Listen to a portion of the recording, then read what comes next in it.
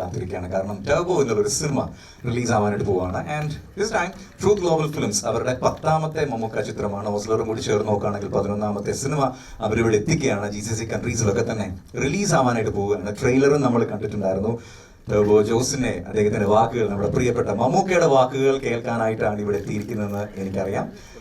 എന്റെ പേരിലും obviously truth ഗ്ലോബലിന്റെ പേരിലും ഈ ഒരു പ്രസ് മീറ്റിലേക്ക് സ്വാഗതം ചെയ്യുകയാണ്. UAE പ്രമുഖരായ മാധ്യമ പ്രവർത്തകരാണ് ഇവിടെ എത്തിയിരിക്കുന്നത്. കൂടാതെ കുറച്ച് ഇൻഫ്ലുവൻസേഴ്സും ഇവിടെ എത്തിയിട്ടുണ്ട്. മമ്മൂക്ക സംസാരിക്കുന്നത് കേൾക്കാൻ വേണ്ടി തന്നെയാണ് എല്ലാ ആൾക്കാരും കാത്തിരിക്കുന്നത്. മമ്മൂക്ക, ഒരുപാട് സന്തോഷം കാണാൻ കഴിയുന്നതിൽ. നമ്മുടെ പ്രിയപ്പെട്ട മാധ്യമ സുഹൃത്തുക്കളെടുത്ത് എന്താണ് പറയുന്നത്?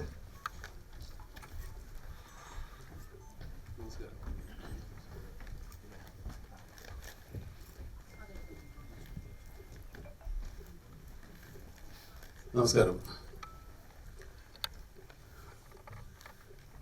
ഉപചാരങ്ങളെല്ലാം കഴിഞ്ഞ് സംസാരിച്ചു. ഇത് ടർബോ സിനിമയുടെ പ്രൊമോഷണൽ ആയിട്ട് ഞങ്ങൾ വന്നിട്ടുള്ളതാണ്. കുറേ ദിവസമായിട്ട് ഞങ്ങൾ ഇങ്ങനെ അലഞ്ഞിരിക്കുകയാണ്. ആളുകളെ ഓരോ സ്ഥലത്ത് പോയി കണ്ട് പ്രൊമോട്ട് ചെയ്തുകൊണ്ടിരിക്കുകയാണ്. ഇപ്പോൾ ദുബായിലാണ് ഇത് അവസാനിക്കുന്നത്. ദുബായിലൊന്ന് ഞങ്ങളിവിടെ ഇതിൻ്റെ ടീസറിൻ്റെ ലോഞ്ചിന് വന്നിരുന്നു. അന്ന് നിങ്ങളൊന്നും കാണാൻ പറ്റിയില്ല. അങ്ങനെ ഒരു ചവങ്ങൽ തീരട്ടെ എന്ന് കരുതിയാണ് ലാസ്റ്റ് മൊമെൻ്റ് ആണെങ്കിലും ദുബായിലെ പ്രസിനെ ഒന്ന് കാണുന്നത്. സിനിമ ഒരു വലിയ സംരംഭമാണ് ഞങ്ങളെ സംബന്ധിച്ചിടത്തോളം. ഏകദേശം 110 ദിവസത്തോളം നമ്മൾ ഷൂട്ട് ചെയ്തു. 185-90ഓളം നടീനടന്മാരുണ്ട്. അതിനനുസരിച്ചുള്ള മറ്റ് സാങ്കേതിക വിദഗ്ധരും എഴുത്തുകാരും അങ്ങനെ ഒരുപാട് ആളുകളുടെ ഒരുപാട് കാലത്തെ പരിശ്രമമാണ്. സിനിമ ഏകദേശം 7 മാസമായി നമ്മൾ സിനിമ ആരംഭിച്ചിട്ട്. സിനിമ ഇപ്പോഴാണ് റിലീസാവാൻ വരുന്നത്. ഞങ്ങൾ മമ്മൂട്ടി കമ്പനിയുടെ 5ാമത്തെ സിനിമയാണിത്. ഞങ്ങൾ ഇതുവരെ എടുത്തതിൽ ഏറ്റവും ചെലവേറിയ സിനിമയാണ്. അങ്ങനെയൊക്കെ ഒരു പ്രത്യേകതയും ലേശം ടെൻഷനൊക്കെ ഉള്ളൊരു സിനിമയാണ്. അതുകൊണ്ടല്ല, ഏതൊരു സിനിമയും നമ്മൾ സിനിമ റിലീസായ മുൻപ് നിർമ്മാതാവ് മരിച്ചൊരു ആക്ടർ എന്നല്ലേ എല്ലാം ശരി, ഒരു ലേശം സംഭ്രമം ഉണ്ടാവും നമുക്കെല്ലാവർക്കും. എനിക്കും അതുകൊണ്ടില്ല എന്ന് പറയില്ല, എപ്പോഴും ഉണ്ടാകാറുണ്ട്. ഇത് നമ്മൾ പ്രേക്ഷകൻ്റെ മുമ്പിലേക്കൊരു സിനിമ ഇറങ്ങുമ്പോൾ ഇത് എങ്ങനെ സ്വീകരിക്കുമെന്നുള്ളതിനെ പറ്റി വലിയ ആകാംക്ഷ ഉണ്ടാകും. പലപ്പോഴും പോസിറ്റീവ് ആകണമെന്ന് തന്നെയാണ് ചെയ്യുന്നത്. പക്ഷേ ആ ഒരു വാർത്ത കേൾക്കാൻ വേണ്ടിയുള്ളൊരു നെഞ്ചിരിപ്പ് കുറച്ച് നേരെ ഏതായാലും ഉണ്ടാകും. അത് ഇല്ലെന്ന് പറയുന്നത് സത്യമാവില്ല. ഏതായാലും ദുബായിലും ഒരു വലിയ റിലീസാണ് ഇതിൻ്റെ നമ്മുടെ ട്രൂത്ത് ഗ്ലോബൽ ചെയ്യുന്നത്. 23-ാം തീയതിയാണ് റിലീസ്. നിങ്ങളുടെ സഹകരണം ഉണ്ടാവണം. ഈ സിനിമയുടെ ഒരു പ്രൊമോഷനാണെന്ന് വിചാരിച്ച് സിനിമയെക്കുറിച്ച് തന്നെ നമുക്ക് സംസാരിക്കാം. ചെറിയൊരു സമയം കൊണ്ട് നമുക്ക് തീർക്കാവുന്നതേ ഉള്ളൂ. നിങ്ങൾ അധികം നേരം ബുദ്ധിമുട്ടിപ്പിക്കുന്നില്ല. ഏതായാലും സന്തോഷം. മിഥുൻ, തീർച്ചയായിട്ടും 2 വാക്ക് കേൾക്കാനായിട്ട് ഒരുപാട് ആഗ്രഹമുണ്ട്. ഓസ്ലറിന് ശേഷം ഈ ഒരു സിനിമ വരികയാണ്. ഒപ്പം മമ്മൂക്കയുടെ ഒരു ഫുൾ ഓൺ മൂവിയാണിതെന്ന് പറയാം. എങ്ങനെയുണ്ടായിരുന്നു ആ ഒരു എക്സ്പീരിയൻസ് നിങ്ങൾക്ക് രണ്ടുപേരും കൂടിയിട്ട് അദ്ദേഹത്തിന് വേണ്ടിയിട്ട് ഒരു കഥാപാത്രം ഇങ്ങനെ എഴുതുന്ന സമയത്ത്? എക്സൈറ്റഡ് ആണ്. അറ്റ് ദ സെയിം ടൈം നമുക്ക് പറഞ്ഞ പോലെ പേടിച്ച് കുറച്ച് സംരംഭത്തോടു കൂടി തന്നെയാണ് ഇരിക്കുന്നത്. ഞാൻ വർക്ക് ചെയ്തതിൽ, മമ്മൂട്ടി കമ്പനിയുടെ മാത്രമല്ല, ഞാൻ വർക്ക് ചെയ്തതിൽ ഏറ്റവും വലിയ സിനിമയാണ്. വലിയ സമത് ഒരു വലിയ റിലീസാണ് പ്ലാൻ ചെയ്തിരിക്കുന്നത്. അപ്പം ബുക്കിംഗ് സ്റ്റാർട്ട് ചെയ്തപ്പോൾ തന്നെ നല്ല റെസ്പോൺസാണ്, ട്രെയിലറിന് നല്ല റെസ്പോൺസാണ്. അപ്പം ഒരു വലിയ റിലീസിലേക്ക് ഞങ്ങളുടെ സിനിമ എത്തുമ്പം അതിൻ്റെ ഒരു ആകാംക്ഷ, സംരംഭം എല്ലാം ഉണ്ട്. പിന്നെ വൈശാഖേട്ടൻ അദ്ദേഹത്തിൻ്റെ നേതൃത്വത്തിൽ ഒരു കൂട്ടം നല്ല ടെക്നീഷ്യന്മാരും നമുക്ക് പറഞ്ഞ പോലെ 100ഓളം ആർട്ടിസ്റ്റുകളും 110 ദിവസത്തോളം ജോലി ചെയ്ത് പുറത്തിറക്കുന്ന ഒരു സിനിമ, ഒരു എൻ്റർടൈനർ എടുക്കാനാണ് ശ്രമിച്ചിരിക്കുന്നത്. ട്രെയിലർ നിങ്ങൾ കണ്ടതാണ്, പടത്തിൻ്റെ സ്വഭാവം എന്താണെന്നും ജോണർ എന്താണെന്നും ഒക്കെ. അപ്പോൾ അതിനെക്കുറിച്ച് വിശദീകരിക്കുന്നില്ല. 23-ാം തീയതി സിനിമ എത്തുന്നു.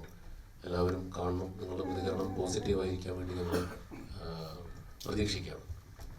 Thanks so much, Mithun. And we have Mr. Rashmi Shetty. How was your experience working with Mammootka? Yeah, it was a great experience. Namaskaram.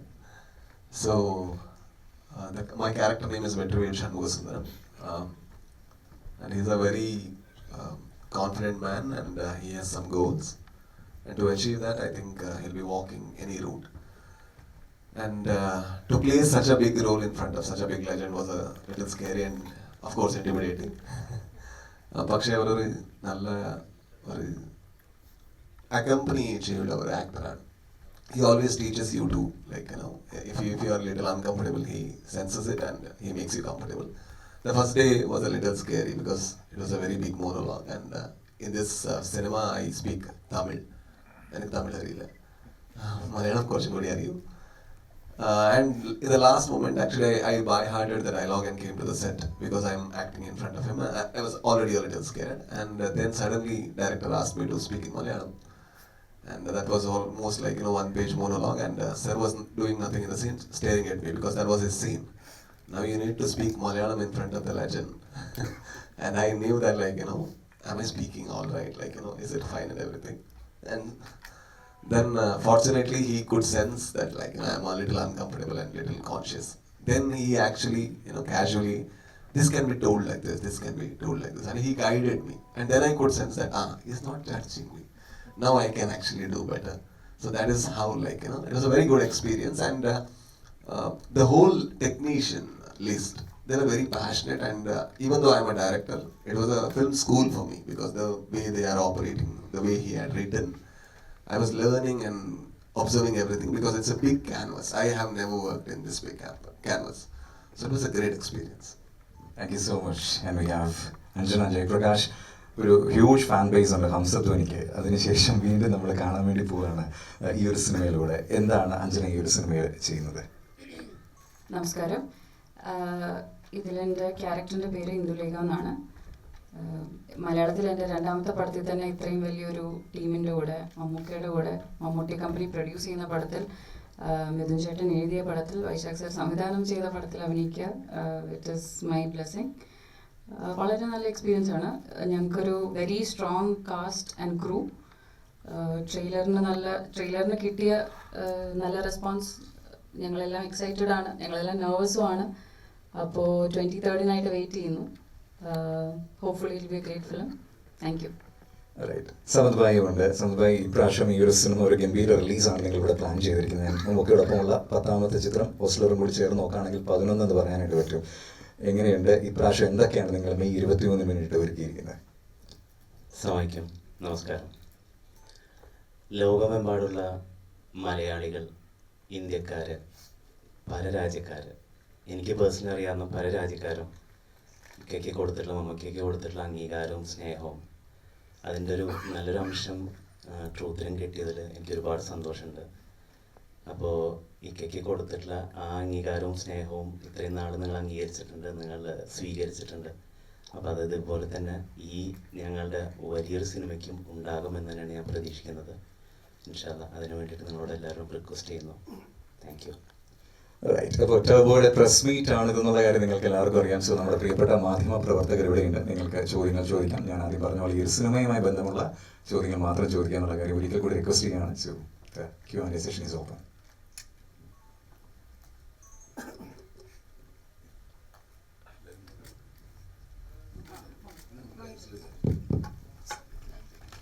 എല്ലാവരും വലിയ ഗൗരവത്തിരിക്കുകയാണ്. എന്താണെന്ന് മനസ്സിലായില്ല. ചിരിക്കാം, സമാധാനമായിട്ടിരിക്കാം, നിങ്ങളൊക്കെ റിലാക്സ് ചെയ്യട്ടെ. നിങ്ങളുടെ മുഖം കാണുമ്പോൾ നമുക്ക് ടെൻഷനാവും. ഒന്ന് നിങ്ങളൊന്ന് ബ്രേക്ക് പിടി. എല്ലാവരും നമുക്കും ഒരു ടെൻഷനാവും. നമ്മൾ എന്ന് കാണുന്നവരല്ലേ. ഇപ്പം നമുക്ക് കഴിഞ്ഞ കുറച്ചു കാലമായിട്ട് പലതരം ജോണറിലൂടെ സിനിമ, ഇപ്പോൾ പുഴു, അതുപോലെ നട്പകൽ നേരത്തെ മയക്കം, റോഷാക്ക്, ഭ്രമയുഗം, ഇങ്ങനെ പല ജോണറിൽ കടന്നുപോയി അവസാനം ഇത് വീണ്ടും ഒരു മാസികത്തിലേക്ക് മധുരാജ് പോലെ അല്ലെങ്കിൽ കഴിഞ്ഞ ഭീഷ്മോറം പോലെ നോക്കാം. എന്തുമാത്രം പ്രതീക്ഷയുടെ ഒരു ഭാരമുണ്ട് ഇതിലേക്ക്? ഇത് ഈ പറഞ്ഞ പോലത്തെ സിനിമയൊന്നും അല്ല. സിനിമയാണെന്ന് ഇപ്പോഴും നമുക്കൊരു ബോധ്യമായിട്ടില്ല. ഇത് വളരെ സ്വാഭാവികമായിട്ട് സംഭവിക്കാവുന്ന സിനിമയാണ്. പക്ഷേ മാസരംഗങ്ങളൊക്കെ ഉണ്ട്. ഇതിന് പറഞ്ഞാൽ നമ്മളിപ്പോൾ ഒരു എന്താ പറയുക, മാസ് സിനിമ ആണോ എന്താണ് ഒന്നും പറയാൻ പറ്റില്ല. കാരണം മാസിനും ക്ലാസ്സിനും അത് രണ്ടും അല്ലാത്ത ആളുകൾക്കും സാധാരണക്കാർക്കും പാമരനും എന്താ പറയുക പണ്ഡിതനും ഒക്കെ കാണാവുന്ന സിനിമയായിട്ടാണ് ഞങ്ങൾ ഒരുക്കിയിരിക്കുന്നത്. ഇനിയിപ്പോൾ എങ്ങനെ ഇതിൻ്റെ ആർക്കൊക്കെ ഇഷ്ടപ്പെടും ആർക്കൊക്കെ ഇഷ്ടപ്പെടില്ല എന്ന് നമുക്ക് പ്രൊഡിക്റ്റ് ചെയ്യാൻ പറ്റില്ല. എന്നാലും ആളുകൾ പ്രതീക്ഷയോടെയാണ് ഇരിക്കുന്നത്. അതും ഒരു സന്തോഷവും ഒരു പേടിയുണ്ട്. എന്തേലും ആട്ടെ, ഇവിടെ ഇറങ്ങാൻ പോയി സാധനം കയ്യിൽ നിന്ന് പോയി. ഇനിയിപ്പോൾ നിങ്ങൾ അമ്പ് വില്ലിൽ നിന്ന് പുറപ്പെട്ട് കഴിഞ്ഞു. അപ്പോൾ അത് വരുന്നവരെ ആട്ടെ എന്നുള്ള എനിക്കതിനെ പറ്റുള്ളൂ. അതുകൊണ്ട് ഇതുകൊണ്ടെന്നൊക്കെ പറഞ്ഞ അവസാനം അത് എവിടെയെന്ന് ചോദിച്ചാൽ നമ്മൾ ചുറ്റും. അതുകൊണ്ട് ഇന്നും പറയാതെ എന്നാലും എന്തെങ്കിലുമൊക്കെ ഉണ്ടാവും. നമ്മൾ കഷ്ടപ്പെട്ടിട്ടുണ്ട്, നല്ലോണം ശ്രമിച്ച് ട്രൈ ചെയ്തിട്ടുണ്ട്. ഈ പറയുന്ന ഈ ആർട്ടിസ്റ്റായാലും ശരി, ടെക്നീഷ്യനായാലും ശരി, മറ്റ് ഡിപ്പാർട്ട്മെൻറ്റ് എല്ലാവരും നമ്മളെ കോപ്പറേറ്റ് ചെയ്ത് കഷ്ടപ്പെട്ട് രാത്രിയും പകലും ലൈറ്റും. സിനിമയുടെ ഒരു ഭൂരിഭാഗം നടക്കുന്ന വേദരാശിയിലാണ്. അവിടെ ഒരു രാത്രി സീനുകൾ ഒരുപാടുണ്ട്. ആളുകൾ രാവിലെ ഉറക്കം വെച്ചിട്ടുണ്ട്. പിന്നെ ഡയറക്ടർ ഇതുവരെ ഉറങ്ങിയിട്ടില്ല, എപ്പോഴും വർക്ക് ചെയ്തുകൊണ്ടിരിക്കുകയാണ്. പിന്നെ ഞങ്ങൾ ഇദ്ദേഹത്തിന് അങ്ങനെ എഴുത്തുകാരനായതുകൊണ്ട് ഡയറക്ടർക്ക് പകരം വന്ന ആളാണ്. അപ്പോൾ അല്ല, എഴുത്തുകാരനോട് ചേർത്ത് ഡയറക്ടറെ കൂടെ ചേർത്ത് വന്നതാണ്. പിന്നെ മറ്റ് ആർട്ടിസ്റ്റുകളൊക്കെ അവിടെ പ്രൊമോഷനും കാര്യങ്ങളായിട്ട് നിൽക്കുകയാണ്. കുറച്ചൊക്കെ ഇനിയിപ്പോൾ സിനിമ നന്നായിപ്പോൾ നമുക്ക് വീണ്ടും ഇവിടെ ഒന്നുകൂടെ കാണാം. അതൊക്കെ തന്നെ ഉള്ളൂ. വേറെ ഒന്നും പറയാനൊന്നും ആരോഗ്യം ഇല്ല. നമസ്കാരം മമ്മുക്ക. ഓരോ സിനിമകളും ചിലപ്പോൾ പ്രതീക്ഷിക്കുന്ന തരത്തിലുള്ള ഒരു സക്സസിലേക്ക് ചിലപ്പോൾ എത്തിയെന്ന് വരത്തില്ല. ചിലപ്പോൾ വിചാരിക്കാത്ത സക്സസ് സിനിമ ഇൻഡസ്ട്രിയിൽ പല സിനിമകൾ എടുക്കുമ്പോഴും അങ്ങനെയാണ്. മമ്മൂക്കയെ സംബന്ധിച്ച് കഴിഞ്ഞ കുറച്ച് നാളുകളായിട്ട് റിലീസ് ചെയ്തിരിക്കുന്ന എല്ലാ സിനിമകളും പ്രേക്ഷകർ വലിയ തോതിൽ കൈനീട്ടി സ്വീകരിച്ചിരിക്കുന്ന ഒരു സാഹചര്യമാണ്. അപ്പോൾ ആ ഒരു സക്സസ്, തുടർച്ചയായിട്ടുണ്ടാകുന്ന സക്സസ് പുതിയൊരു പ്രോജക്റ്റിനെ സമീപിക്കുമ്പോൾ അത് വലിയൊരു പ്രഷറായിട്ട് മാറാറുണ്ടോ? എങ്ങനെയാണ് ആ ഒരു തുടർച്ചയായിട്ടുള്ള സക്സസ് പുതിയ സിനിമകളെ സമീപിക്കുമ്പോൾ അതിനെ അഫക്റ്റ് ചെയ്യുന്നത്? സക്സസ് നമ്മൾ തലയിൽ കേട്ടായിരുന്നാൽ മതി. പഴയ നോർമലായിട്ടിരുന്ന ടെൻഷനൊന്നുമില്ല. ഇതിനു മുമ്പ് ഇതൊന്നും ഉണ്ടായിട്ടില്ല. ആദ്യം എടുക്കാൻ പോകുന്ന സിനിമയാണ്. ഞാൻ അഭിനയിക്കാൻ പോകുമ്പോൾ അങ്ങനെയാണ്. ഒരു ആക്ടർ എന്ന നിലയിൽ ഞാൻ അടുത്താണ് അഭിനയിക്കാൻ പോകുന്നത്. എൻ്റെ ആദ്യത്തെ സിനിമ. അങ്ങനത്തെ ഒരു ഫീലിംഗ് ഉള്ളു. അത്രയും സ്ട്രെയിനും എഫർട്ടും ആശങ്കകളൊക്കെ ഉള്ള ആളാണ്. സിനിമ സക്സസ് ആകുക, സക്സസ് ജീവിതത്തിലും നമ്മുടെ പരാജയങ്ങളും വിജയങ്ങളും ഒക്കെ ജീവിതത്തിലുണ്ടാവും. അത് സിനിമ എപ്പോഴും ഉണ്ടാവും. ഞാനിപ്പോൾ 42 400 സിനിമകൾ അഭിനയിച്ചത് എല്ലാം സക്സസ്ഫുൾ അല്ല, എല്ലാം ഫെയിലിയറും അല്ല. അപ്പോൾ അതൊക്കെ നമ്മുടെ ജീവിതത്തിൽ ഉണ്ടാകുന്ന പോലെ തന്നെ സിനിമയിലും ഉണ്ടാവും. ഇപ്പോൾ നമ്മൾ അങ്ങോട്ട് മുന്നോട്ട് പോയല്ലേ പറ്റുള്ളൂ. സിനിമ അല്ലാതെ വേറെ വഴിയില്ല. സിനിമ എടുക്കുകയോ അഭിനയിക്കുകയോ ചെയ്യണം. അത് ഒടുകയില്ല എന്നുള്ളത് ആലോചിച്ചിട്ട് നമ്മൾ വീട്ടിലിരിക്കാൻ പറ്റില്ല. എന്തെങ്കിലുമൊക്കെ ആവട്ടെ എന്ന് വിചാരിച്ചാൽ ഇറങ്ങല്ലേ. നമ്മളെല്ലാം അങ്ങനെയാണ്. ജീവിതം അങ്ങനെയാണ് നമ്മളെ പഠിപ്പിച്ചിരിക്കുന്നത്. മുന്നോട്ടുള്ള യാത്രയിൽ ഒരുപാട് പ്രതിസന്ധികളോ വിജയങ്ങളൊക്കെ ഉണ്ടാകാം. അത് നിങ്ങളെ സന്തോഷിപ്പിക്കുകയും ആവേശം കൊള്ളിപ്പിക്കുകയും സങ്കടപ്പെടുത്തുകയും നിരാശപ്പെടുത്തുകയും ചെയ്താൽ പോലും നമ്മുടെ ജീവിതം മുന്നോട്ട് തന്നെ പോവുകയാണ്. ഞാൻ ഒരുപാട് ഫിലോസഫിയായിട്ട് പോയത്. പണ്ട് ബാനറുകൾ നോക്കിയിട്ടായിരുന്നു എല്ലാവരും സിനിമക്ക് പോയിരുന്ന ഒരു കാലം ഉണ്ടായിരുന്നല്ലോ. അതിപ്പോ വീണ്ടും തിരിച്ചു വരുന്നത് പോലെയാണ് തോന്നുന്നത്. ഇപ്പോൾ മമ്മൂട്ടി കമ്പനി സിനിമ എല്ലാവർക്കും ഒരു പ്രതീക്ഷയുണ്ട്. അതുപോലെ അതെ, മമ്മൂട്ടി കമ്പനി എന്ന് പറഞ്ഞ എൻ്റെ പേര് ഉപയോഗിച്ചിട്ടുണ്ട് അതിനകത്ത്. പക്ഷെ ആ ഒരു വലിയ ബാധ്യതയുണ്ട് സിനിമയ്ക്ക്. എന്ന് വെച്ചാൽ ഈ ആളുകളുടെ നമ്മുടെ കുറച്ച് നല്ല സിനിമകളിലൊക്കെ അഭിനയിച്ചിട്ടുണ്ടല്ലോ ഈ കൂടെ. അപ്പോൾ അതുപോലെ നമ്മൾ ഇറക്കുമ്പോൾ നമ്മൾ നല്ല സിനിമകളായിരിക്കും എന്നുള്ളൊരു പ്രതീക്ഷയുണ്ട്. അതും ഒരു വലിയ ചുമതലയാണ്. ബാധ്യതയാണെന്ന് ഞാൻ പറയുന്നത്. ഇതൊരു ചുമതലയായിട്ടാണ് ഞാൻ കണക്കാക്കുന്നത്. അത് നന്നാക്കി എടുക്കേണ്ട ഒരു ചുമതലയുണ്ട് എനിക്ക്. കാരണം വിശ്വാസമുള്ളത് കൊണ്ടാണല്ലോ നമ്മുടെ അടുത്ത് വരുന്നത്. വിശ്വാസം നമ്മുടെ ബാധ്യതയല്ല. അപ്പോൾ നമ്മൾ അവരോട് ചുമതലയാണ് നന്നാക്കി എടുക്കുന്നത്. അതിനുള്ള ശ്രമങ്ങളൊക്കെ നമ്മൾ നടത്തുന്നുണ്ട്. ഈ പറയുന്ന പോലെ അത്യാവശ്യം ഞാനൊക്കെ അവിടെ കളിക്കുന്നുണ്ട്. ആ പ്രവണത ഇപ്പൊ പുതിയതായിട്ട് വരുന്ന ബാനറുകൾക്ക് ഒരു പ്രശ്നമല്ല. അല്ല, അങ്ങനത്തെ പ്രശ്നമൊന്നുമില്ലെന്നേ. നമ്മൾ ഈ ഇപ്പോൾ ആളുകൾ ഇറങ്ങുമ്പോഴേ സിനിമയെ പറ്റിയുള്ള ഒരുവിധം എല്ലാ ഹിസ്റ്ററി പ്രൊഫൈലും ഒക്കെ അറിയാം. അപ്പോൾ ഇന്നതുപോലെ ആയിരിക്കുന്ന ആൾക്കാർക്ക് അത്യാവശ്യമൊക്കെ പ്രൊഡിക്റ്റ് ചെയ്യാവുന്നേ ഉള്ളൂ. ബാനർ വാല്യൂ ഒക്കെ ഉണ്ട്, ഇല്ലെന്നല്ല, പണ്ടുമുണ്ട് ഇപ്പോഴും ഉണ്ട്. പക്ഷെ എന്നാലും അതിൻ്റെ പുറകെ പ്രവർത്തിക്കുന്ന ആൾക്കാർ അറിയാത്തൊരു ബാനർ വന്നാലും വരില്ല. ഇപ്പോൾ ഒരു വലിയ സംവിധായകനും അതുപോലത്തെ നടീനന്മാരൊക്കെ വന്നാലും ബാനർ പിന്നീട് രണ്ടാമതേ വരുള്ളൂ. പക്ഷെ ബാനറിനകത്ത് ചിലപ്പോൾ ഈ നടീനന്മാരില്ലെങ്കിൽ ചിലപ്പോൾ ആൾക്കാർ സിനിമ കാണാൻ പോകും. അങ്ങനെയുണ്ട്. നമുക്ക് സാധാരണ ഉള്ളതിലും ഭയങ്കരമായിട്ട് എനർജിയിലാണ് നമുക്ക് ഇവിടെ നിൽക്കുന്നത്. ഞാനോ? സന്തോഷം. ഞാൻ പേടിച്ചാ വന്നത്. അല്ല, കഴിഞ്ഞ തവണയൊക്കെ കണ്ടതിനേക്കാൾ കൂടുതൽ എനർജി നമുക്ക് മുഖത്ത് കാണുന്നുണ്ട്. ഓ, താങ്ക് യു. മിഥുനോടാണ്. പിന്നെ മിഥുൻ, ഈ സിനിമയിൽ മമ്മൂക്കയുടെ ഫൈറ്റ് സീനുകൾ അതുപോലെ തന്നെ മറ്റു ആക്ഷൻ സീനുകളൊക്കെ ഭയങ്കര എനർജിയാണ് കാണാനുള്ളത്. ഇപ്പോൾ ട്രെയിലർ കണ്ട സമയത്തൊക്കെ. അപ്പോൾ ഇതിൽ മിഥുനായിട്ട് എന്തെങ്കിലും എക്സ്ട്രാ എഫേർട്സ് എടുത്തിട്ടുണ്ടോ? മമ്മൂക്കയുടെ ഒരു നടൻ എന്നുള്ള നിലയ്ക്ക് മിഥുൻ്റെ മുന്നിലുള്ള വെല്ലുവിളികൾ എന്തൊക്കെയായിരുന്നു? ഞാൻ സത്യം പറഞ്ഞാൽ മമ്മൂട്ടി കമ്പനിയുടെയും മമ്മൂട്ടിയുടെയും വൈശാഖേട്ടൻ്റെയും പുറകിൽ ഒളിച്ചു നിൽക്കുന്ന ഒരാളാണ്. റിയാലിറ്റിയിൽ അതാണ് സത്യം. കാരണം നമ്മൾ എഴുതി കൊടുത്ത് ഇവിടെ ആക്ഷൻ സംഭവിക്കുന്നു, അതിൻ്റെ പ്രീയും അതിൻ്റെ പോസ്റ്റും അല്ലേ നമുക്ക് എഴുതാൻ പറ്റുള്ളൂ. അപ്പോൾ ഈ ആക്ഷൻ ഇങ്ങനെ ഒരു സിറ്റുവേഷൻ സംവിധായകന്റെ പ്രതിനിധിയായി വന്നു. കുഴപ്പമില്ല, പറയാം. അപ്പോൾ അങ്ങനെ എഴുതി കൊടുക്കുമ്പോൾ ഒരു സംവിധായകൻ കൂടെയാണ്. അതെ. അപ്പോൾ ഇത് നമ്മൾ എഴുതി കൊടുക്കുന്നു, നമുക്ക് അതിനടുത്ത് പറയുന്നു, വൈശാഖൻ സ്ക്രിപ്റ്റ് ലോക്ക് ചെയ്തതിന് ശേഷം ഈ ആക്ഷൻ സീക്വൻസ് അദ്ദേഹമാണ് ഡിസൈൻ ചെയ്തത്.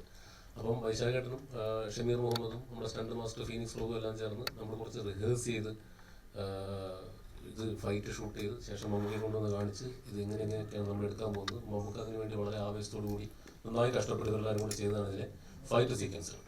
അപ്പോൾ അതിൽ ഫൈറ്റ് നമ്മൾ നേരത്തെ ഷൂട്ട് ചെയ്തിട്ടുണ്ട്, ഞാനില്ലാതെ.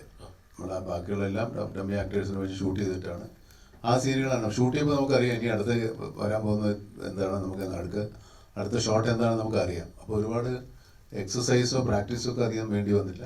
ഇങ്ങനെ കിടക്കാതെ എടുക്കും. പക്ഷേ 12 പ്രാവശ്യം ഒന്നും എടുത്താൽ ഫൈറ്റൊന്നും അത്ര ശരിയാവില്ല. നന്നായി കഷ്ടപ്പെട്ടിട്ടുണ്ട്. അതാണ് നിങ്ങൾ കാണുന്നത്. ആ ആക്ഷൻ സീക്വൻസിൽ എനർജിയൊക്കെ നമ്മളിപ്പോൾ ഡിസൈൻ ചെയ്ത് കൊണ്ടുവന്ന ഇദ്ദേഹം അത് വളരെ കഷ്ടപ്പെട്ട് എല്ലാവരും ചേർന്ന് ചെയ്തതാണ്. അപ്പം പ്ലാനിങ് ഉണ്ടായിരുന്നു അതിൻ്റെ പുറകെ. അതുപോലെ തന്നെ ഇപ്പോൾ താങ്കളുടെ ഇപ്പോൾ കഴിഞ്ഞ കുറേ സിനിമകൾ താങ്കൾ ബാക്ക് ചെയ്ത ഒരുപാട് സിനിമകൾ ഇപ്പം സസ്പെൻസ് ത്രില്ലറാണ്. അതുപോലെ തന്നെ ഇപ്പോൾ ടെർബോ പോലെയുള്ള സിനിമകളാണ്. ആട് പോലെയുള്ള ഒരു സിനിമ ഇനി തീർച്ചയായും അനൗൺസ് ചെയ്തല്ലോ. അടുത്ത് ഞാൻ സംവിധാനം ചെയ്യുന്ന അടുത്ത സിനിമ ആട് 3 ആയിരിക്കും. ഓക്കെ, അടുത്ത് വരും. ഇപ്പോൾ ഇവിടെ ടെർബോ തന്നെ ഇപ്പം ഓവർസീസിലൊക്കെ വ്യാപകമായി റിലീസ് ചെയ്യുന്നുണ്ട്. ജർമ്മനിയിൽ വലിയ കൂടുതൽ തിയേറ്ററുകളും ഷോകളൊക്കെ ഉണ്ട് എന്ന് പറയുന്നുണ്ട്. നമ്മളിപ്പം മലയാള സിനിമയുടെ ഈ 2024 ഫസ്റ്റ് ക്വാർട്ടറിൽ എത്തുമ്പോൾ തന്നെ 1000 കോടിയുടെ കണക്കുകളൊക്കെ വരുന്നുണ്ട്. അപ്പോൾ ഇതൊക്കെ മൊത്തത്തിൽ മലയാള സിനിമയെ എങ്ങനെ ബൂസ്റ്റപ്പ് ചെയ്യും സാമ്പത്തികമായി? തീർച്ചയായും വലിയ ആവേശമല്ലേ നമുക്ക് തരുന്നത്. മഞ്ഞുമൽ ബോയ്സ് ആയാലും പ്രേമലു ആണെങ്കിലും ഇപ്പം ഇദ്ദേഹത്തിന്റെ ഭ്രമയുഗമാണെങ്കിലും ആവേശം ഒരുപാട് സിനിമകൾ ഇങ്ങനെ നമ്മുടെ ബോക്സ് ഓഫീസിന്റെ പരിധികൾ ഇങ്ങനെ ഈ പറഞ്ഞ പോലെ എക്സ്പാൻഡ് ചെയ്തുകൊണ്ട് പോയിക്കൊണ്ടിരിക്കുകയാണ്. അപ്പോൾ അത് ഇനി നമ്മൾ ചെയ്യുന്ന സിനിമകൾക്കും പിന്നാലെ വരുന്ന സിനിമാ പ്രവർത്തകർക്കും മറ്റു ഭാഷയിൽ നമ്മുടെ സിനിമകൾ സ്വീകരിക്കപ്പെടുക എന്നൊക്കെ പറയുന്നത് ഒരു വലിയ എനർജി തന്നെയാണ്.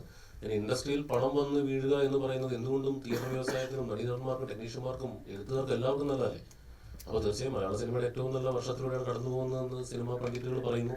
അത് ഒരുപാട് സന്തോഷം. ഇതിങ്ങനെ എല്ലാ വർഷവും ആവർത്തിക്കട്ടെ എന്ന് ആഗ്രഹിക്കുന്ന ഒരാളാണ് ഞാൻ. നമ്മുടെ സിനിമ മാത്രമല്ല, എല്ലാവരുടെ സിനിമകളും വലിയ വിജയങ്ങളാവട്ടെ, പ്രേക്ഷകർ നിരന്തരം തിയേറ്ററുകളിലേക്ക് എത്തട്ടെ, മറ്റു ഭാഷകളിൽ മലയാള സിനിമ ഇപ്പോൾ സ്വീകരിക്കപ്പെട്ടതിൽ കൂടുതൽ സ്വീകരിക്കപ്പെട്ടെ എന്നുള്ളതാണ് നമ്മുടെ ആഗ്രഹം. അത് ഇനിയിപ്പം ആ ലെവലിലൊക്കെ ആയിരിക്കും ആൾക്കാർ പ്രൊജക്റ്റുകൾ ഡിസൈൻ ചെയ്തുകൊണ്ട് വരിക.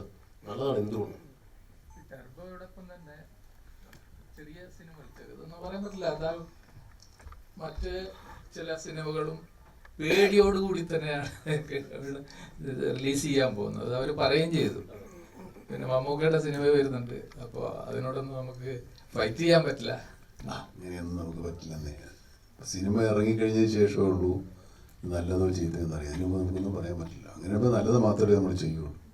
നമ്മളൊരു കടയിൽ പോയി ഒരു സാധനം വാങ്ങിക്കുന്ന പോലെയല്ല സിനിമ എടുത്തുണ്ടാക്കി നന്നാക്കിയുള്ളൂ. ഇപ്പോൾ എല്ലാവർക്കും സ്പേസ് ഉണ്ട് സിനിമയ്ക്ക്. അതിനൊന്നും പേടിക്കണ്ട.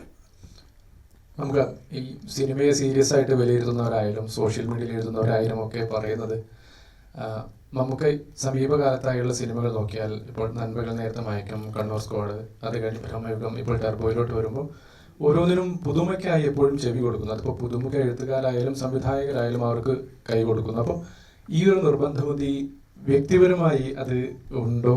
ഈ സിനിമയിൽ അതിൻ്റെ ഒരു എലമെൻ്റ് ഉണ്ടോ? അല്ലെങ്കിൽ അടുത്ത ഐറ്റം ലോഡിങ് എന്ന് പറയാവുന്ന ഒരു സ്പെഷ്യൽ എലമെൻ്റ് ഉണ്ടോ? നിങ്ങൾ ഈ പറയുന്നത് ഈ അടുത്ത കാലത്ത് തുടങ്ങിയതല്ല. ഞാൻ വന്ന കാലം മുതലേ ഇങ്ങനെയുള്ള പരിപാടിയൊക്കെ ചെയ്തിട്ടുള്ള ആളാണ്. അത് മറന്നു പോരുന്നത്. എണ്ണി പറയാവുന്ന ഒരുപാട് വ്യത്യസ്തമായ സിനിമ നിങ്ങൾക്ക് വളരെ വ്യക്തമായിട്ട് ഓർക്കുന്ന ഈ പറഞ്ഞ കുട്ടുറുമീസ് ആണെങ്കിലും മൃഗയാണെങ്കിലും അതുപോലെ അയ്യർ ദ ഗ്രേറ്റ്, അതുപോലത്തെ ഒരുപാട് സിനിമകളുണ്ട്. ഈ തലമുറയിൽപ്പെട്ട ആളാണെന്ന് തോന്നുന്നു. കുറച്ച് ആൾക്കാർക്ക് അതൊക്കെ അറിയാം. അപ്പോൾ അത് എന്നെ സംബന്ധിച്ചിടത്തോളം അന്നത്തെ ഉണ്ടായിരുന്ന അതേ ആവേശത്തോടെയാണ് ഞാൻ നിൽക്കുന്നത്. അന്ന് നമുക്കെല്ലാം നമ്മുടെ ആഗ്രഹത്തിനൊത്ത് ചെയ്യാൻ പറ്റിയില്ലെങ്കിലും ഇപ്പോൾ ഇങ്ങനെ അങ്ങനെ ഒരു സൗകര്യം നമ്മുടെ അടുത്ത് വരുന്ന ആൾക്കാർക്കും നമുക്കും അങ്ങനെ ചെയ്യാനുള്ളൊരു സാഹചര്യം ഉണ്ട്. അത് നമ്മൾ ഉപയോഗപ്പെടുത്തുകയാണ്. ഇപ്പോൾ ഈ സിനിമ കഴിഞ്ഞാൽ എന്താ സിനിമ എന്നുള്ളത് നമ്മൾ തീരുമാനിച്ചിട്ടില്ല. അങ്ങനെ ഒരു അവസ്ഥയിൽ നിൽക്കുക. ഇപ്പോൾ എന്നുള്ള കുഴപ്പമാണ്. മറ്റേത് വന്നു കഴിഞ്ഞാൽ 2-3 സിനിമകൾ നമ്മൾ തുടങ്ങുമായിരുന്നു. ഇപ്പോൾ ഒരു സിനിമ അടുത്ത് തുടങ്ങാനായിട്ട് ഇങ്ങനെ സമയമെടുക്കുന്നുണ്ട്. അത് കുഴപ്പമൊന്നുമില്ല. അതുകൊണ്ട് അതിന് ആൾക്കാർ നമ്മുടെ അടുത്ത് പരാതിപ്പെട്ടിട്ട് വന്നിട്ടില്ല എന്തേ സിനിമയിൽ മരിക്കാറുണ്ട്. സിനിമ കൊടുത്താൽ അവരുണ്ടെങ്കിൽ കാണും. അങ്ങനെ വിചാരിച്ചാൽ മതി. നമുക്ക് നേരത്തെ ഈ വിശ്വാസം എന്നൊരു വാക്ക് പ്രയോഗിച്ചു. മുമ്പിൽ വരുന്ന കഥകൾ അല്ലെങ്കിൽ വ്യക്തികൾ ഒരു വിശ്വാസത്തിൻ്റെ പുറത്ത് വരുന്നു. അപ്പോൾ ഈ കഥയുടെ തിരഞ്ഞെടുപ്പ്, സിനിമകളുടെ തിരഞ്ഞെടുപ്പിൽ അത്തരത്തിലുള്ള ബന്ധങ്ങൾ ഒരു പ്രാധാന്യം കൊടുക്കുന്നുണ്ട്. ഒരു കഥ, നല്ലൊരു കഥ ചെയ്യുക അല്ലെങ്കിൽ നല്ലൊരു കഥാപാത്രത്തെ ചെയ്യുക എന്നുള്ളതിനൊപ്പം ഒരു പരസ്പരമുള്ളൊരു ബന്ധവും സൗഹൃദവും ഒക്കെ ഒരു പ്രാധാന്യമായിട്ട് നമുക്ക് എടുക്കുന്നുണ്ടോ? അങ്ങനെ അതിനൊന്നും കഥയ്ക്ക് തന്നെയാണ് പ്രാധാന്യം. പിന്നെ പരിചയമുള്ള ആളാകുമ്പോൾ കുറച്ചുകൂടെ നമുക്ക് ധൈര്യമായിട്ട് വിശ്വസിക്കാമല്ലോ, അത്രേ ഉള്ളൂ. അല്ലാതെ അതിന് ബന്ധപ്പെട്ട ഒരാളൊരു കഥയും കൊണ്ടുവന്നാൽ എല്ലാം നമുക്ക് മോശമാണ് എടുക്കാൻ പറ്റും. അത് നമുക്ക് ആർക്കും പറ്റില്ല, ഒരു കാര്യവും ചെയ്യാൻ പറ്റില്ല. നിങ്ങൾക്കും നിങ്ങളുടെ ജോലിയിൽ അത് ചെയ്യാൻ പറ്റും, ബന്ധമുള്ള ആളോ പരിചയക്കാരാന്ന് പറഞ്ഞാൽ അങ്ങനത്തെ ഒന്നും ഇല്ല. പക്ഷേ സിനിമയിൽ വന്നതിന് ശേഷം ബന്ധപ്പെട്ടവരാണ് കൂടുതലും. നമുക്ക് ഈ ടെർബോ എന്ന പേരിന് എന്താണ് പ്രത്യേകത ഉണ്ടാവും? പുള്ളിയായിട്ടത് ഞാൻ ഒന്നുമില്ല, ഈ ഒരു മിരുമിരുപ്പ് എന്നൊക്കെ നാട്ടുമ്പുറത്ത് പറയുന്ന അങ്ങനെ ഒരു സ്വഭാവമുള്ള ഒരാളെന്നുള്ള രീതിയിലാണ് നമ്മളത്. അതായത് ഒന്നുമില്ല, ഒരു എടുത്തിയാട്ട സ്വഭാവമുള്ള ഇതിലെ കഥാപാത്രം പറയുന്ന ഒരു ഡയലോഗാണ് ഞാൻ മുമ്പ് ഇൻ്റർവ്യൂ പ്രയോഗിച്ചിട്ടുള്ളത്. ഇദ്ദേഹത്തിൻ്റെ ഒരു നാട്ടിലുള്ള ഒരു കഥാപാത്രം പറയുന്നത്, അവൻ ഒരു 60 പഠിപ്പിച്ച മാതിരി ഉരുണ്ട് കയറി നടക്കുക എന്ന് പറയുന്നൊരു അത്രേ ഉള്ളൂ. വട്ടപ്പേരാ? ആ, ഒരു വട്ടപ്പേര്. അല്ലാതെ വേറെ സംസാരിക്കണേ, ഉത്തരം പറയുന്നുണ്ട്. അതെ, ആള് തെമ്മാടിയോ ഗുണ്ടയോ മാഫിയോ ഒന്നുമല്ല, നമ്മൾ നാട്ടുമ്പുറത്ത് കാണുന്ന വണ്ടി സ്പീഡിൽ ഓടിക്കുന്ന ആളാണ്. അതെ, ഒരു ചേട്ടായി, ജോസ് ചേട്ടായി. അല്ല, നമ്മള് ചോദിക്കായിരുന്നു അങ്ങോട്ടും ഇങ്ങോട്ടും. ടർബോ ഇവിടെ നമുക്ക് ടർബോ എന്ന് പറയുമ്പോൾ ഇപ്പോൾ കണ്ടുവരുന്ന സിനിമകളിൽ ആവേശം മോഡൽ സിനിമകളാണല്ലോ കണ്ടുവരുന്നത്. അതായത് ഒറ്റ ഒരൊറ്റ കഥാപാത്രത്തെ കേന്ദ്രീകരിച്ചുകൊണ്ടാണല്ലോ കറങ്ങുന്നത്. ഇപ്പൊ നായിക എന്നുള്ള സങ്കല്പമൊക്കെ ഏറെക്കുറെ പോയ ഒരു അവസ്ഥയിലേക്കാണ് പോകുന്നത്. അപ്പൊ ഈ സിനിമയും ഇപ്പൊ ടർബോനെ കുറിച്ച് ഇപ്പൊ ചോദിച്ചപ്പോ ഈ സിനിമയും ഏതാണ്ട് അങ്ങനെ തന്നെയാണോ? ഈ സിനിമയുടെ മെയിൻ കുഴപ്പം മുഴുവൻ ഉണ്ടാക്കുന്ന ഈ നായിക. ഇവര് തമ്മിൽ കാമുകന്മാരോ പെങ്ങളോ സിസ്റ്ററോ സഹോദരിയോ പെങ്ങളെ അമ്മയോ ഒന്നുമല്ല, നോ ബന്ധം. പെടുത്തണത് അയാളെ കൊണ്ട്. സിനിമ കാണുമ്പോൾ മനസ്സിലാവും നായികക്കാണ് പ്രാധാന്യം. ഓ, സിനിമ, ഡ്രൈവിംഗ്, കൂളിംഗ് ഗ്ലാസ്, ഏറ്റവും വലിയ ഹാപ്പിനെസ് എന്താണ്? Cinema cinema cinema cinema cinema. Cooling glass ഇല്ലെങ്കിലും കാറില്ലെങ്കിലും സിനിമ. കൂളിംഗ് ഗ്ലാസും കാറും ഈ സിനിമ കൊണ്ട് തന്നില്ല, അല്ലെങ്കിൽ നമ്മളെ എത്ര കൂളിംഗ് ഗ്ലാസ് മേടിക്കാനും. നമുക്ക് എൻ്റെ പേര് അശ്വതി എന്നാണ്. ഐ റെപ്രസെൻറ്റ് ദിവസം 90.8 FM, ഒരു റേഡിയോ പ്രസൻറ്ററാണ്. സോ ഫസ്റ്റ് ഒരു കാര്യം നിങ്ങൾ എല്ലാവരുടെയും പെർമിഷനോട് കൂടെ പറഞ്ഞോട്ടെ. മുമ്പ് മമ്മൂക്കായുടെ ഇൻ്റർവ്യൂവിൽ തന്നെ ഞാൻ കേട്ടിട്ടുണ്ട്, അതായത് നമ്മളൊരു കാര്യം ഒരുപാട് ആഗ്രഹിക്കുകയാണെങ്കിൽ, നമ്മൾ ഒരുപാട് അതിനുവേണ്ടി ഡ്രീം ചെയ്യുകയാണെങ്കിൽ ഇറ്റ് വിൽ റിയലി ഹാപ്പൻ എന്നുള്ളത്. And now I am sitting in front of you. വേറെ വലിയ ആൾക്കാർ പറഞ്ഞാണ്, മമ്മൂക്ക പറഞ്ഞിട്ടുണ്ട്. And I am sitting in front of you. അതുപോലെ മമ്മൂക്ക ഇപ്പൊ എന്നെ നോക്കുകയാണ്, ഞാൻ മമ്മൂക്കനെ നോക്കുകയാണ്. You are hearing me. സത്യം പറഞ്ഞാൽ അടുത്തിരിക്കുന്ന നിങ്ങൾ ഓരോരുത്തരും ഭയങ്കര ബ്ലെസ്ഡ് ആണ്. ആൻഡ് ഐ ഷുഡ് താങ്ക് സമദിക, Truth Global Films and my organisation as well for organising this ടർബോയുടെ ഒരു പ്രസ് മീറ്റ് ഓർഗനൈസ് ചെയ്തതിന്. സോ മമ്മൂക്ക, എനിക്ക് ചോദിക്കാനുള്ള ക്വസ്റ്റ്യൻ എന്ന് പറഞ്ഞു കഴിഞ്ഞാൽ, ഇപ്പം നമ്മൾ നോക്കുകയാണെങ്കിൽ നേരത്തെ പറഞ്ഞതുപോലെ തന്നെ മലയാള സിനിമ ഇസ് ചേഞ്ചിങ്. ഇപ്പം ഒരു നായിക പ്രാധാന്യമില്ല, അല്ലെങ്കിൽ നായിക ഇല്ലാത്തൊരു മൂവി ആണെങ്കിലും, അതല്ലെങ്കിൽ ഇപ്പം 3 ക്യാരക്ടേഴ്സ് ഉള്ള ഒരു നമ്മുടെ ബ്രഹ്മയുഗം പോലത്തെ മൂവി ആണെങ്കിലും, അതല്ല ഈവൻ സോങ്സ് ഇല്ലാത്ത മൂവി ആണെങ്കിൽ പോലും നമ്മുടെ Malayali audience V accept those kind of movies. അതേപോലെ തന്നെയാണ് ഇപ്പോൾ as an audience that's what I feel. അപ്പോൾ മമ്മൂക്ക ആസ് എൻ ഓഡിയൻ എന്ന നിലയിൽ നമ്മുടെ മറ്റ് മലയാള മൂവീസ് നോക്കുകയാണെങ്കിൽ what do you feel? Is it the audience മാറുകയാണോ അതോ മലയാള സിനിമയാണോ മാറുന്നത്? ഓഡിയൻസ് മാറിയാലും സിനിമ മാറുള്ളൂ. ഓഡിയൻസ് ആണ് സിനിമ മാറ്റുന്നത്. ഒടുവിലത് കാണാതിരിക്കും, നല്ലത് കാണുമ്പോൾ നാച്ചുറലി സിനിമ ഉണ്ടാവും. നല്ല ഓഡിയൻസ് ഉള്ളിടത്ത് നല്ല സിനിമ ഉണ്ടാവുള്ളൂ, അതിലൊന്നും തർക്കമൊന്നുമില്ല. നമ്മുടെ ആളുകൾ നല്ല സിനിമയെ പ്രോത്സാഹിപ്പിക്കുന്നു, നല്ല സിനിമ കാണാൻ വരുന്നത് കൊണ്ടാണ് നല്ല സിനിമ ഉണ്ടാകുന്നത്. മറ്റു ഭാഷകളിൽ കണ്ടില്ലേ, അവർക്ക് ഓഡിയൻസിനെ അറിയാത്തതുകൊണ്ടാണ് ചിലപ്പോൾ അവർ പരാജയപ്പെട്ടു പോകുന്നത്. ഓഡിയൻസാണ് സിനിമയെ നിയന്ത്രിക്കുന്നത് പൊതുവെ പൂർണ്ണമായിട്ടും. Just one more question to Mithun Chetan and Rajvi Shetty sir. Of course, നമ്മുടെ നോർമൽ ഒരു വില്ലൻ കഥാപാത്രം എന്ന് പറയുമ്പോൾ നോർമൽ നമ്മൾ കണ്ടിട്ടുള്ളത് കുറച്ച് ജയന്റ് ആണ്, കുറച്ച് ഹെവി ആണ്, അങ്ങനെയൊക്കെ. ഈ ഒരു വില്ലൻ എന്ന് പറയുമ്പോൾ ഒറിജിനൽ വില്ലന്മാരൊക്കെ ഇതിനേക്കാൾ ചെറുതാണ്. സത്യം പറഞ്ഞാൽ ഞാൻ കണ്ടിട്ടില്ല. നമുക്ക് സിനിമയിൽ പരിചയമുള്ള ആൾക്കാർ ചോദിച്ചു നോക്കും, നല്ല കൊണ്ടുപോയേക്കാൾ അപ്പൊ നമ്മുടെ പെൻസിൽ മാർക്കുള്ള ആൾക്കാർ പറപ്പിക്കണത്.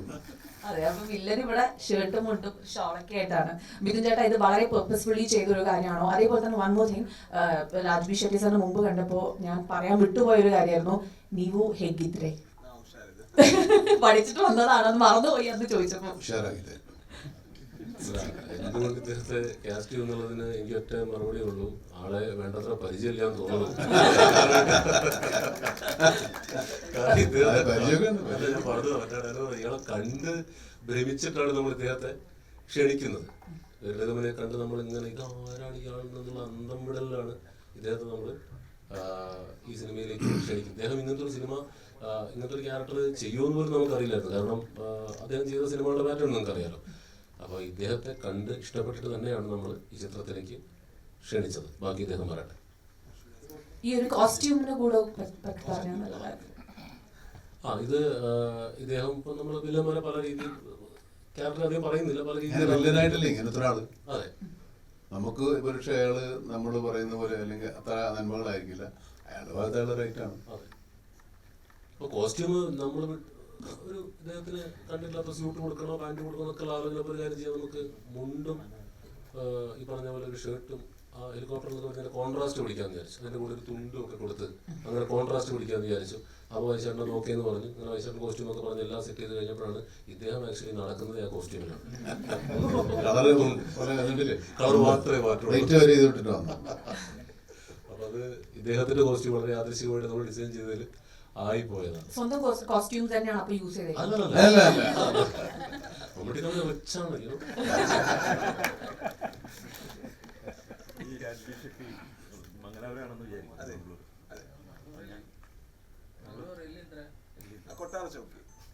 ഒരു വാക്ക് പഠിച്ച് കംപ്ലീറ്റ്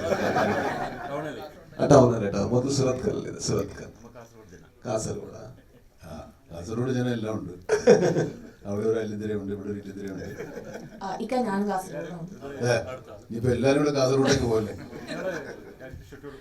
ഞാൻ കന്നഡ സിനിമ കുറെ കണ്ടിട്ടുണ്ട്. മിക്കതും കമേഴ്സ്യൽ സിനിമകളായിരുന്നു അന്ന് കണ്ടിരുന്നത്. എനിക്ക് തോന്നുന്നത് ഉപേന്ദ്രയുടെ ഓമാണ് ആ ഒരു കാലത്ത് ചെറിയൊരു മാറ്റം വരുത്തിയ ഒരു സിനിമയായിട്ടാണ് തോന്നിയത്. പിന്നീട് നിങ്ങളുടെ അജിബി ഷെട്ടിയുടെ ഋഷഭ് ഷെട്ടിയുടെ സിനിമയാണ്, ഒരു മൊട്ടായി കഥ ആണ് താങ്കൾ ആദ്യമായിട്ട് വന്നതെന്ന് എനിക്ക് ഓർമ്മയുണ്ട്. അപ്പോൾ ഈ ഒരുപാട് മാറ്റങ്ങൾ ഇപ്പോൾ കന്നഡ സിനിമയിൽ ഉണ്ടായല്ലോ, അത് എങ്ങനെയാണ് നോക്കി കാണുന്നത്?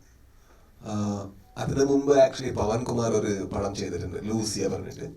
പിന്നെ ഹേമന്ത് റാവു ഗോധി സാധാരണമായിട്ട് ചെയ്തിട്ടുണ്ട്. പക്ഷെ എന്താ വെച്ചാൽ ഇപ്പോ V3, Rakshit, Rishabh and me, we are actor and directors and writers. That is the reason we get a lot of credit that we don't deserve, because others have worked also. But we get the credit because actors, because that's a industry where actors get a little more importance than the other technicians.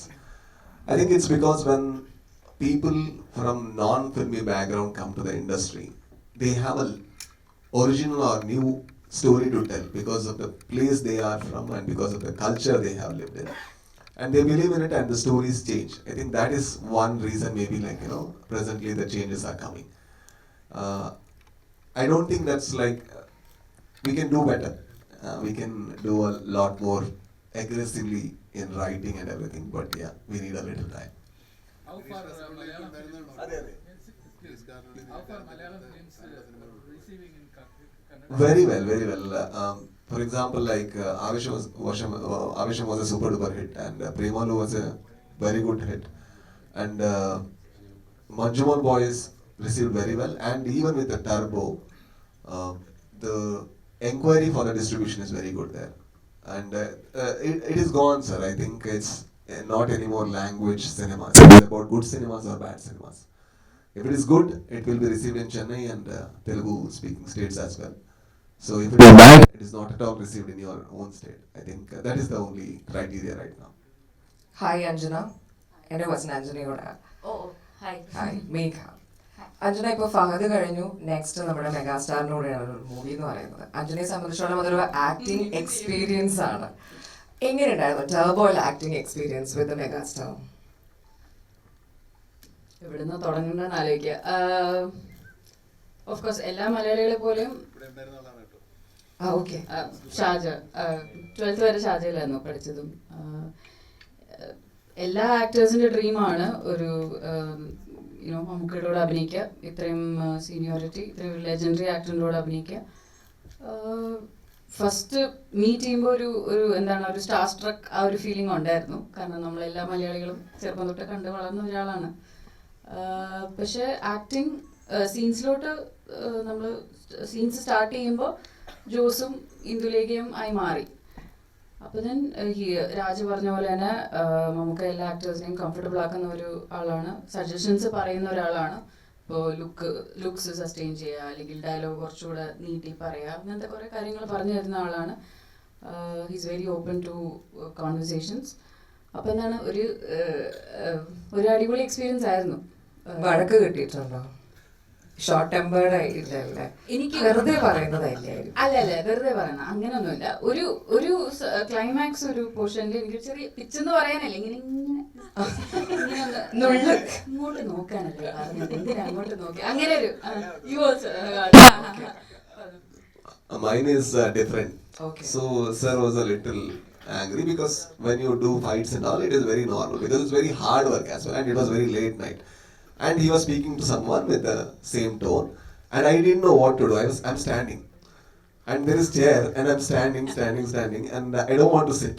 Okay, and he sat, and I didn't want to go next to him, and I'm just like acting as if I'm looking around, and he said like, "What are you doing?"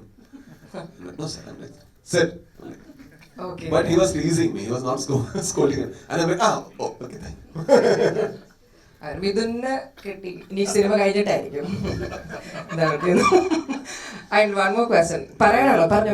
വേറൊരു കാര്യം, ഇപ്പൊ നിങ്ങൾ ഈ പുതിയ ആളുകളോടൊക്കെ മമ്മൂക്കയോടുള്ള അഭിനയം എങ്ങനെ ഉണ്ടായിരുന്നു ചോദിക്കുമ്പോൾ നിങ്ങൾ മനസ്സിലാക്കേണ്ട ഒരു കാര്യം, മറ്റേ പുതിയതായിട്ട് ഒരു ക്യാമ്പസിലേക്ക് വരുമ്പോഴത്തേക്കും അവരെ റാഗ് ചെയ്യാൻ നിൽക്കുന്ന സീനിയറിനെ പോലെ നിൽക്കുന്ന ഒരാളൊന്നുമല്ല മമ്മൂക്ക. ഇവരെ പരമാവധി ഇവർ പറഞ്ഞ പോലെ പ്രോത്സാഹിപ്പിച്ച് അവർക്ക് ധൈര്യം കൊടുത്ത് അവരുടെ മാക്സിമം ഔട്ട് കംഫർട്ടബിൾ ആയിട്ട് എടുക്കാൻ ശ്രമിക്കുന്ന ഒരാളാണെന്ന് മാത്രം ഇവിടുന്ന് പറയുകയാണ്. ഇവരെ കൂടെ അഭിനയിച്ചപ്പോ എന്റെ എക്സ്പീരിയൻസ് എന്താ ചോദിക്കുന്നത്? ഞാനത് ചോദിക്കാൻ റിവേഴ്സ് ചെയ്യാൻ വരികയായിരുന്നു. എങ്ങനെ ഉണ്ടായിരുന്നു മമ്മൂക്ക ഇവരുടെ ഒക്കെ അഭിനയിച്ചപ്പോഴത്തേക്കും? നല്ല സ്വീറ്റ് ആൾക്കാർ, നല്ല ആൾക്കാരാ, ഒരു ജാടയുമില്ല, ഒരു അഹങ്കാരമില്ല,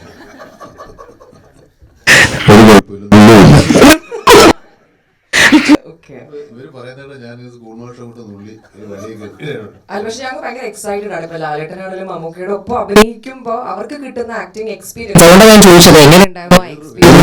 നമ്മളിപ്പോ 42 വർഷമായി സിനിമയിൽ, ഇപ്പൊ നമുക്ക് ഇവരെയൊക്കെ കൂടെ അഭിനയിക്കാൻ പറ്റുന്നുണ്ടല്ലോ, അതൊരു ഭാഗ്യമല്ലേ? ശരി, അങ്ങനെയുണ്ട്. നമ്മളൊരു യൂണിവേഴ്സിറ്റി പോകുന്ന പോലെയാണ്, PhD എടുത്ത ഒരാളുടെ അടുത്ത് പഠിക്കുന്ന പോലെയാണ്. അപ്പൊ നമുക്ക് അറ്റ് വൺ ഗോ എല്ലാ ഇൻഫർമേഷനും കളക്ട് ചെയ്യാൻ പറ്റില്ല, കുറച്ചായിട്ട് പഠിച്ചു വരാൻ പറ്റുള്ളൂ. ഫഹദ് മമ്മൂക്ക ഞാൻ 10ാം ക്ലാസ് തോറ്റതാണ്, ഞാൻ പഠിച്ചോണ്ടിരിക്കുകയല്ലേ. അത് ഒരു സിനിമയിൽ നിന്ന് കുറച്ചേ പഠിച്ചതുള്ളൂ, കൂടുതൽ പഠിക്കാനാണ്.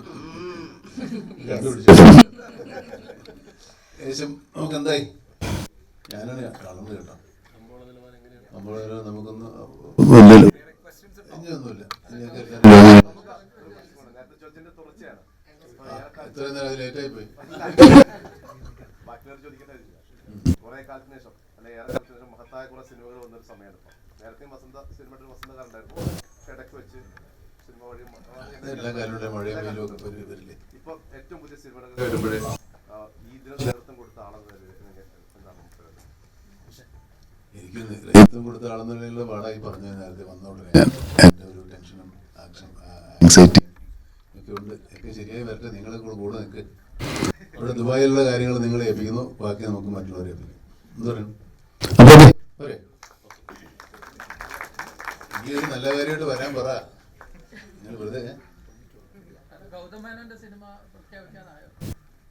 ആവട്ടെ. ഇത് കോട്ടയം കുഞ്ഞച്ചന്റെ രണ്ടാം ഭാഗം എടുക്കാൻ തീരുമാനിച്ച കഥയാണ്. അല്ലല്ല, കോട്ടയം കുഞ്ഞച്ചന് ഇനിയിപ്പോ 10-20 കൊല്ലമായില്ലേ, എടുക്കാൻ പറ്റും. പിന്നെ ഒരു ലൈൻ ഞാൻ എണീറ്റു.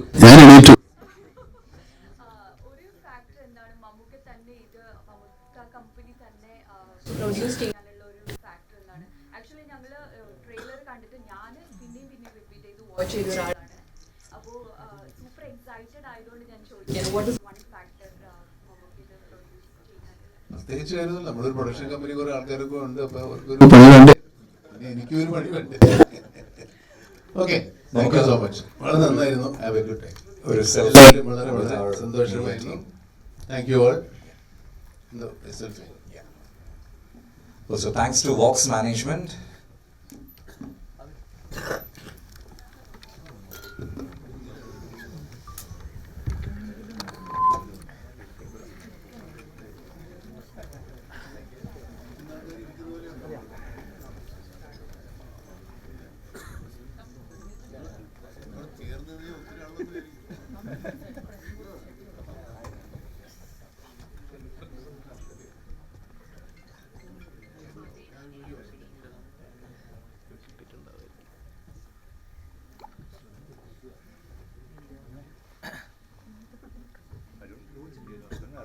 താങ്ക്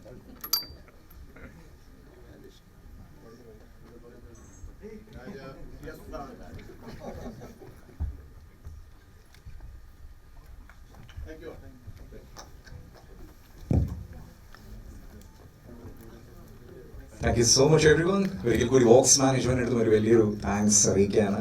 നമ്മളുടെ ക്ഷണം സ്വീകരിച്ച് ഇവിടെ എത്തിയ എല്ലാ മാധ്യമ പ്രവർത്തകരുടെ ഒബ്വിയസ്ലി ഇൻഫ്ലുവൻസേഴ്സിൻ്റെ അടുത്തും ഒക്കെ ഉള്ളൊരു നന്ദി അറിയിക്കുന്നു. May 23rd ഈ ഒരു സിനിമ ഇവിടെ റിലീസാണ്. Thank you so much every one.